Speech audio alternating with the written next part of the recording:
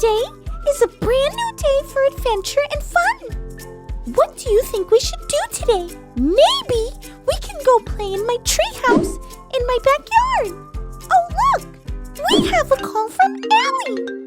Hey, Allie! Hey, Callie, what are you up to? Chillin', talking to my squad. You? Callie, I have some bad news.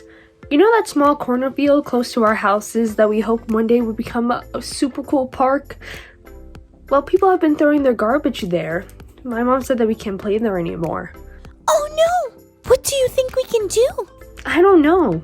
It could be so beautiful. I know! It could be a really pretty garden for people to come sit and talk and play. Or maybe a place to put a pretty bird bath and fountain. Yeah, that sounds so nice.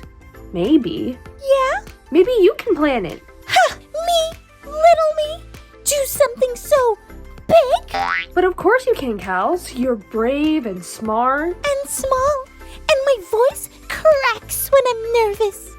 But maybe... Yes? Maybe I can get some help from my parents. They have a lot of cool friends.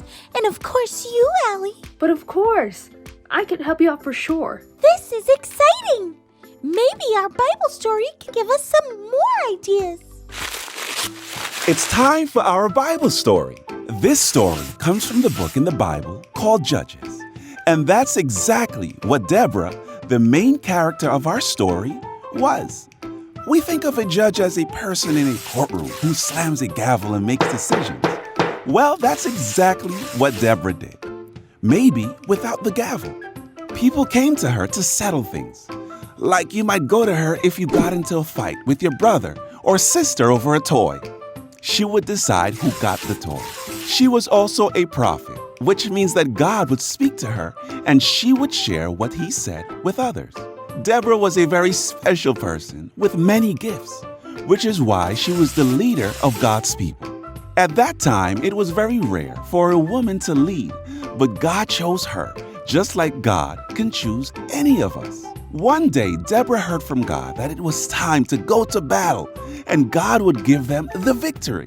She called a guy named Barak to lead the troops, but he wouldn't go without Deborah. Maybe he doubted that he could be a leader, like Deborah was. Deborah decided she would go, but told Barak that because of his attitude, God would choose someone else, another woman, to give them victory. And that is exactly what happened. Deborah heard from God and gave the order for Barak and the army to charge. The battle wasn't even close. Deborah was right. Barak and his army won. The leader of the enemy's army was a guy named Sisera. He ran for his life. He thought he'd found a safe place to rest in the tent of a woman named Jael. But he was wrong. See, Jael was the woman Deborah told Barak about, the woman that would get the credit for the win. And she finished the enemy off. And once their leader was no more, the enemy was soundly defeated. We can be like Barak and think of all kinds of reasons why we can't lead.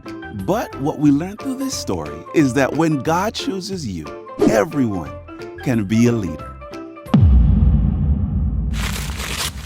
So, Allie, I've been thinking.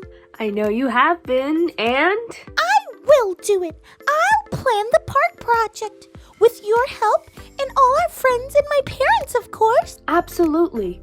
I know that you're a little afraid, but think of Deborah. She felt the same way, and God helped her out. Yes, God did. Deborah was so smart. And so are you, Callie.